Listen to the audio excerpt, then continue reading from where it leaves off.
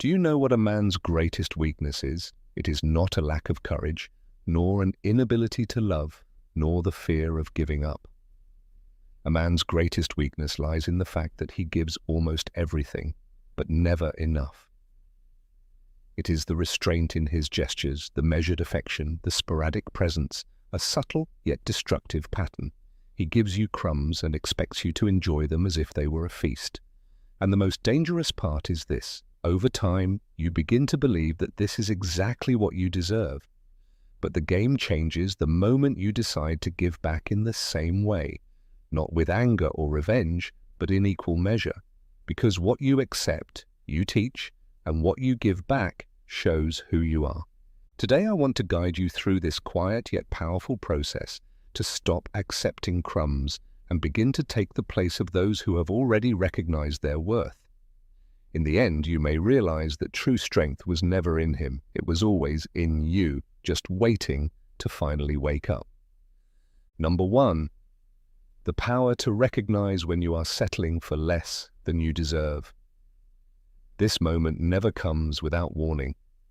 It shows up as a persistent feeling deep in your chest, as if something in you knows that you are living below your potential.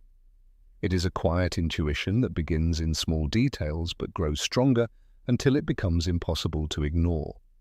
It is not a scream, not a tragedy, it is simply an absence of depth, of real presence, of truth. Do you notice when he only responds when he feels like it?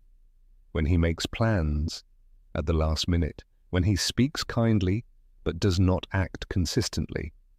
When he is with you but never fully? You pretend not to see it, or convince yourself that maybe it is normal, that having a little is better than having nothing. That is exactly where everything starts to go wrong. It is not easy to recognize when you are accepting too little. This little often disguises itself as attention, affection, or promises. It appears in a good morning that comes in the afternoon, in empty conversations that only maintain control, in an "I miss you" that follows days of silence. And you, thirsty for proof that hope still exists, interpret these crumbs as signs of love. But in truth, they are only minimal gestures meant to keep you exactly where he wants you. But don't fool yourself. This does not happen because you are weak, needy, or naive. It happens because we humans tend to justify what we want to hold on to. You don't want to face reality because it hurts. To acknowledge that you are receiving too little often means admitting that you invested in someone who had nothing to offer. It means accepting that you built a castle on empty promises. And no one wants to look into that mirror. Yet there is a big difference between pain from love and self-denial born of need, between real difficulties and the acceptance of disrespect disguised as freedom. And this difference only becomes visible when you allow yourself to observe the patterns, yours and his. How many times have you cancelled plans just to be available for him? How many messages have you written and then deleted because you wanted him to make the first move? How many nights have you spent rehearsing sentences in your head out of fear of being too much? How often have you diminished yourself to fit into the tiny space he gave you? There is nothing more violent than forcing yourself into a space that was not made for you. Nothing more painful than realizing that you use your love like currency to buy crumbs of attention. And the cruelest part, often you do not even notice it. You convince yourself that you are patient, that he will change, that he just needs time. But deep inside, you know you are only delaying the inevitable. He will not give you more because he never had to. The hard but liberating truth is this: people who do not keep their promises continue as long as it works. As long as you accept it, they will give the minimum. Because it is comfortable, because it works, because you are still there. And that is exactly where the awakening begins, when you stop looking at him and start looking at yourself. When you honestly ask yourself, what makes me accept so little? Why am I staying here waiting for crumbs when I know I deserve more? And most importantly, what do I really gain by staying in this dynamic? The answer usually lies in a lack disguised as hope, in the belief that love must be painful to be real. in the illusion that you have to win someone over to prove your worth. And all of it comes from the same place, a disconnection from your own identity. Someone who is connected to themselves does not settle for less. Someone who knows themselves respects themselves. Someone who respects themselves sets standards. And those who set standards drive away anyone who only has the minimum to offer. But that connection does not form overnight. It needs time, it needs silence, it needs courage, it needs patience. Above all, it requires looking inward, the same gaze you have directed at him for so long. Because as long as what he feels for you matters more than what you feel for yourself, nothing will change. You will remain trapped in this uneven dance, always hoping he will validate you, while the only validation that truly matters can only come from within. This is exactly the moment when many women wake up. Not because of a big fight or obvious infidelity, but because of an inner exhaustion. A spiritual fatigue that screams, that's enough. Enough waiting, enough excusing, enough accepting. And the remarkable thing is, you don't have to create a scandal. You don't have to confront him. You don't have to prove anything. It is enough to stop. Just stop responding. Say no once, clearly and firmly. Be unavailable. Stop settling. This simple step, stopping the acceptance of crumbs, is one of the strongest forms of self-love. It does not arise from pride, but from clarity. From the clarity that you were not born to be remembered only occasionally, to be second choice or almost enough. You were born to be fully chosen, to be a priority. And that only happens when you treat yourself that way. There is no magic in this process. There is decision, consistency, and rebuilding.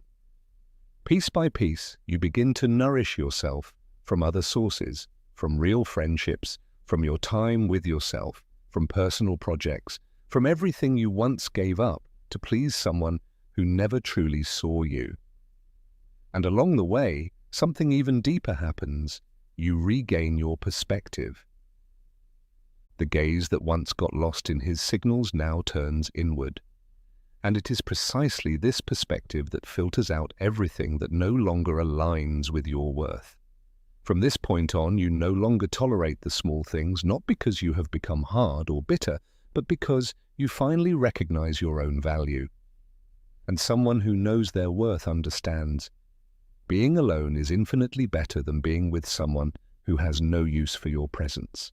And then something almost magical happens. When you raise your inner standards, life responds. People begin to see you differently. You attract new kinds of relationships. You position yourself more clearly.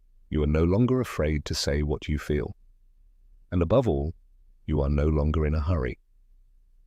Because someone who knows their worth does not chase after anyone who gives too little. And someone who can wait does not settle for crumbs. This strength, the ability to recognize when you are accepting too little, is the turning point.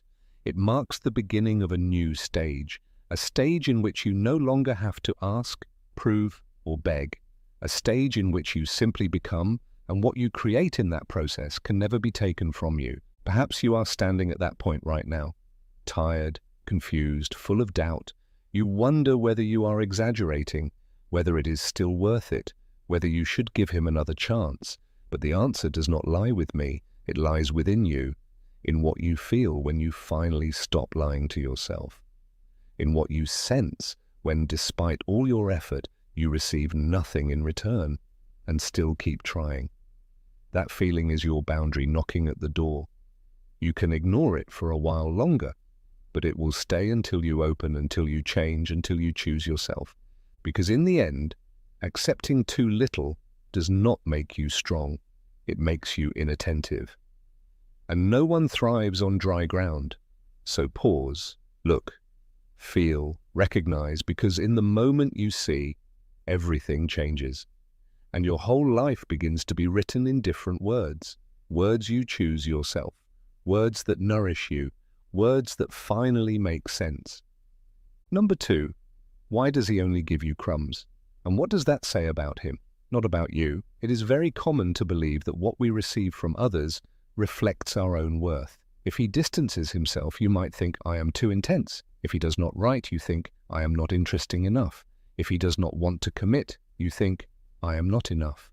This distorted logic creeps in slowly, and the most dangerous part is that it sounds plausible at first, until you begin to really look. When a man gives you only crumbs, your first impulse is to ask yourself, what is wrong with me? But that is the wrong question. The right one is, what does this behavior say about him? Because when someone gives so little, that is not a measure of your worth, but a clear reflection of his own emotional limits. The problem is not that you expect too much. The problem is that he is willing to give so little. There are men who never learned to love maturely, men who grew up believing that showing affection is a weakness. They get involved, but only to the point where they feel they still have control. They enjoy being desired, but they fear a woman who knows exactly what she wants. These are men who cannot stay because they never learned how to stay. And when they sense that someone meets them with depth, they try to keep control by giving the absolute minimum, just enough so you do not leave. But that is not love. It is fear disguised as freedom. Control dressed as charm. A cycle. He gives the minimum, you respond by giving more, and he feeds on your devotion. It is a game. And the cruel thing is, you often do not even realize you are playing. A man who gives only crumbs is not protecting himself, he is testing you. He observes how far you will go. He sees your weaknesses. He notices that you are still there after 3 days without a reply, that you come back after a week of silence. And that knowledge means power to him. His behavior is not random. He knows exactly when he disappears. He knows how much it frustrates you. He feels your restlessness, and he also senses how much courage you lack to walk away. And that is exactly what drives him. For men like him, the absence of consequences is equivalent to permission. That is why it is so crucial to understand, if you accept crumbs, he will not give you more. On the contrary, it only confirms to him that everything can stay as it is. As long as you are there, trying to make it work, explaining, sending messages, hoping for change, he is comfortable, because the effort always comes from one side, and he knows that in the end you will stay. This is where many women lose themselves. They try to adjust their behavior to get more from him. They try to be nicer, more understanding, less demanding. They make an effort not to want too much, to give him space, as if the problem were their love and not his lack of emotional maturity. But you must understand, a man who gives only the minimum is usually emotionally unavailable, and you cannot change that. No matter how much effort, patience, or devotion you pour in, if he is not ready, you can be the most wonderful woman in the world, and you will still receive too little. Not because you are worthless, but because he lacks the depth to recognize what he has in his hands. It is as if you give him a jewel and he treats it like a stone. He does not know how to handle it, and because he does not know, he devalues it. But none of that has anything to do with you. It has to do with his immaturity, his wounds, his limited concept of closeness. Maybe he was rejected. Maybe he grew up in unstable relationships. Maybe he learned that feelings are dangerous. But none of that obligates you to stay. Your presence in someone's life should never be therapy. You are not responsible for healing a man's emotional wounds. You can empathize, but you must not sacrifice yourself to fix someone. Because in doing so, you lose yourself, while all you ever wanted was to be loved just as you are. The paradox is this: the man who gives you only crumbs often does not want to lose you, but he also does not know how to truly keep you. That is why he holds you in this gray zone. Not close enough to commit, not distant enough to let you go. He wraps you in sweet words, sudden reappearances and small gestures. He knows exactly what to say and when to say it to keep you near. But he never goes all the way, because to move forward he would have to give up his comfort, and that is exactly what he avoids. He would rather keep you confused than face his own immaturity. He would rather feed your hope than admit he has nothing real to give. Because as long as you hope, he does not have to make a decision. And as long as he makes no decision, you stay and devalue yourself without realizing it. The only way to break this cycle is to clearly see what is truly happening.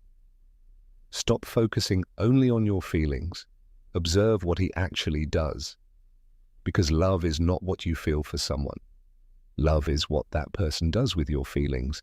And if he gives you little, you do not need to deny your feelings, but you must question and redirect them. Maybe there is love, but it is not enough. Maybe there is a connection, but it is not healthy. Maybe the desire is strong, but not reciprocated. And all of that matters. All of it carries weight. All of it must be seen clearly. You must no longer romanticize the lack. You must stop interpreting his absence as respect for your space. You must stop seeing short replies as shyness. You must stop pretending you can live with less, because the more you justify it, the further you drift from yourself. What he gives you is not your responsibility, but what you accept, that is your responsibility. That is where your power lies. You cannot change what he offers, but you can decide whether you will continue to accept it, and that decision changes everything. The moment you stop trying to understand his reasons and begin to ask yourself, what am I actually doing with my own life? The balance begins to shift. You reclaim your place, you stop waiting, you begin to put yourself at the center. And believe me, when you change your stance, he feels it. He feels it. He feels it. But by then, it may already be too late, because a woman who has learned to treat herself with respect will never again accept disrespect. A woman who listens to her inner voice will no longer allow herself to be ignored. A woman who truly sees herself no longer begs for attention. She walks away. And her silence becomes deafening. You do not have to shout. You do not have to prove anything. Simply stop being available. Choose yourself. Because that decision changes everything, even how he sees you. And if he changes, all the better. But let it not happen because you begged, explained, or waited. Let it happen because he realized he will lose you if he continues this way. And if he does not change, then you have changed, and that is the real victory. Because the only change you can truly control is the one within you, and that is, without a doubt, the most powerful of all. Number 3, giving back what he gives you, a mirror of his own lack. There comes a point when you feel neither anger nor the need to prove anything. The emotional exhaustion is so present that even the automatic responses fade away. And then a clarity emerges that does not shout, but carries weight. You stop. Just like that. You stop insisting, trying, justifying. Instead of repeatedly giving your presence to someone absent, you begin to give back in the same measure. Not as punishment, not as a game, but out of respect for yourself. Giving back what he gives you is a quiet but meaningful decision. It is like holding up a mirror to someone who has spent his entire life running from his own reflection. Until now, you were too understanding, too empathetic, too patient. But empathy without boundaries becomes submission. Patience without balance becomes self-abandonment. Eventually, only one response remains: absence. Because sometimes silence speaks louder than any argument. You begin to realize that it was always you who kept everything going. You carried the conversations, initiated the meetings, made peace, even when you were not at fault. You were the one who returned, who gave him space, who left the door slightly open. And from that, he learned that he could give little because you were always enough. But when you shift your focus, everything changes. When you stop giving affection without reciprocity, attention without response, presence without presence in return, he feels it. Because his comfort lived off your effort. When that effort stops, he is faced with something he cannot control: his own emptiness. The truth is, many men cannot bear to see themselves in the mirror. They are used to hiding in lukewarm relationships where no one challenges them to grow. Men like him live on emotional crumbs because they learn that it is enough, that they do not need to go deeper, that showing up occasionally is sufficient to remain desired. And as long as you feed that pattern, he does not need to change. But when you respond in the same measure, he begins to hear himself. And what he hears does not please him.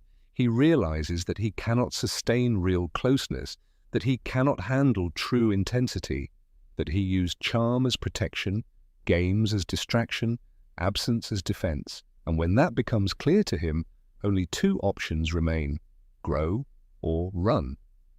But neither is your responsibility. You are not here to teach someone how to love. You are here to experience love, mutual, whole, conscious. So when you give back exactly what you receive, not more, not less, you draw a clear boundary. You say, if this is all you give, then this is all you will find here. And that response unsettles him deeply, because until then he saw you as predictable, as someone who always stays, no matter how little he shows up. But when you change, he enters a crisis. And that crisis is the best thing that can happen to him, not to satisfy you, but to make him realize that he cannot live in a relationship as if he were alone. The great turning point comes when you no longer act out of lack, but out of worth. And worth, contrary to all cliches, is not arrogance, not distance, not coldness. Worth is knowing that your devotion must not be wasted, that your time is too precious to spend it on someone who does not know what to do with it, that your heart is not soil for someone to play on who never intended to plant anything. And then you begin to save your words, not out of coolness, but because you know you have already said everything. You begin to withdraw with dignity, not because your feelings have disappeared, but because you are tired of feeling alone. You only respond when it is truly necessary. You stop offering yourself. You begin to protect yourself.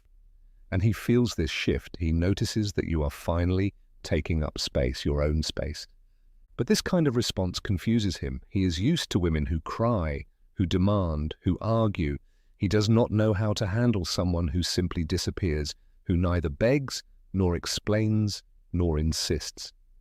In that moment, your silence carries the weight of a scream. When you stop reacting, he realizes he has lost something he may never have truly appreciated. It is very common for him to return at exactly this point, but not with real change, rather with the same crumbs disguised as longing. He says he thought about you, he misses you, he noticed your distance. But do not be fooled. If no clear actions follow, no real presence, no definite decision, it is only a repeat. Another test to see if you are still there. And here, your response determines everything. You can smile, be polite, be kind, but stay firm. You can listen without moving, because your response should only come if it is accompanied by truth. And in this context, truth means consistency, real presence, genuine change. If all of that is missing, your response remains the same, distance, because now you understand your actions are no longer reactive, but honest. You are not playing a game, you are being fair to yourself. For immature men, this is hard to endure because they do not know how to handle a complete woman. They are used to women who accept little, who ask, who tolerate being almost enough. But you are not almost. You never were. It just took you a while to realize it. The moment you take your stance, he sees his own limits, and for the first time, you do not try to explain or excuse them.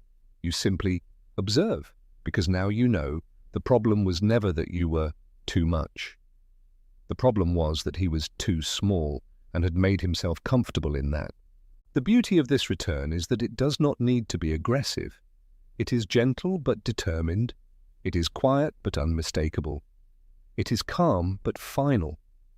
This is how you begin to experience other kinds of relationships. You make it clear you are not here to fill someone else's emotional voids. You are not available for games, for disappearances, for constant tests. You are not a side character in the life of a man who does not even know what to do with his own story. You do not need long speeches. You do not need to justify your decision. You leave with the same energy he gave you, without resentment, without shouting, without drama. Because those who scream are the ones still trying to convince. But you do not need to convince anyone that you deserve to be loved. You only need to remember it. And when that moment comes, everything changes forever. Not because you have become demanding, but because you have become conscious.